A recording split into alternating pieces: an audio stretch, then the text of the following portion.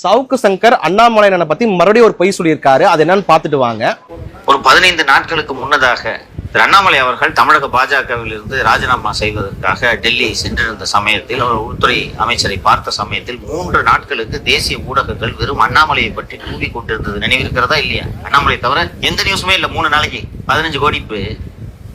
இங்கே ஒரு 3 கோடி கொடுத்தா போதும். நியூஸ் 24x7 ஷக்கீலனுக்கு ஒரு 25 லட்சம் ரூபா கொடுத்தோன்னா போதும். ஒரு நாள் ஃபுல்லா வாசிப்பார். பாலிமலுக்கு ஒரு பேக்கேஜ், புதிய தலைமுறையில் சத்யநாராயணவுக்கு ஒரு பேக்கேஜ். இவ்வளவுதானே? எண்ணம் போல் தான் வாழ்க்கை. போங்க. சவுக்கு சங்கர் என்ன சொல்றாருன்னா, அண்ணாமலையன் அவர்கள் பாஜகவிலிருந்து விலகும் பொழுது மத்திய உள்துறை அமைச்சர் அமித்ஷா அவர்களை பார்த்தாரு. அந்த நியூஸ் வந்துட்டு நேஷனல் மீடியால எல்லாத்துலயும் கவர் பண்ணாங்க. அதுக்கு அண்ணாமலையன் அவர்கள் 15 கோடி ரூபாய் கொடுத்தாரு அப்படின்ற மாதிரியான ஒரு குற்றச்சாட்டு வைக்கிறாரு. அது பொய் குற்றச்சாட்டு தான். ஆனா அது பொய் குற்றச்சாட்டா இருந்தாலும் அந்த குற்றச்சாட்டை நான் ஏத்துக்கிறேன். ஆனா சவுக்கு சங்கர் கிட்ட நான் என்ன கேட்கணும்னா, அண்ணாமலையன் 15 கோடி ரூபாய் கொடுத்திருக்காருல்லப்பா, யாருக்கு எவ்வளவு கொடுத்தாரு, எப்படி கொடுத்தாரு? அதான் என்னோட கேள்வியா இருக்கு. இப்போ ரிப்பப்ளிக் டிவி, CNN இருக்கு, இந்தியா டுடே, ரிப்பப்ளிக் டிவி, அப்புறம் டைம்ஸ் நவ், இந்த மாதிரி பல நியூஸ் சேனல்ஸ் இருக்கு. இதுக்கெல்லாம் அண்ணா எவ்வளவு கொடுத்தாரு?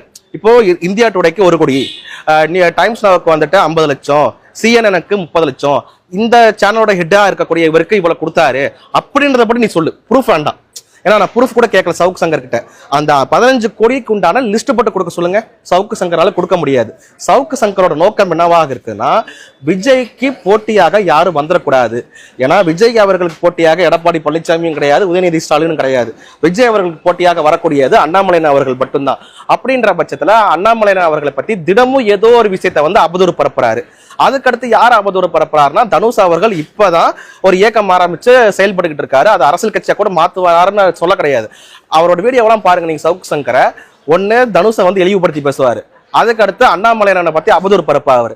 எதுக்காக இப்படி பண்றாருன்னா, விஜய்க்கு போட்டியா யாரும் வந்துடக்கூடாதுன்றதுக்காக டிஜிட்டல் அடியாள் வேலையை பார்த்துக்கிட்டு இருக்காரு. அதாவது டிஜிட்டல் கூலிப்படையாக செயல்பட்டுக்கிட்டு இருக்காரு சவுக்கு சங்கர்.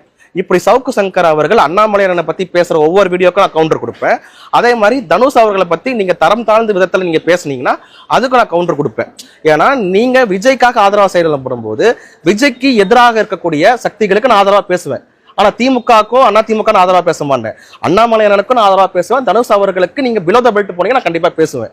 இப்போ நான் சவுக்கு சங்கர் கிட்ட கேட்கறது என்னன்னா, அந்த 15 கோடி ரூபாயை அண்ணாமலையனை யார் யாருக்கு எவ்வளவு கொடுத்தாருன்னு லிஸ்ட் போட்டு கொடுங்க. ப்ரூஃப் வேண்டாம்.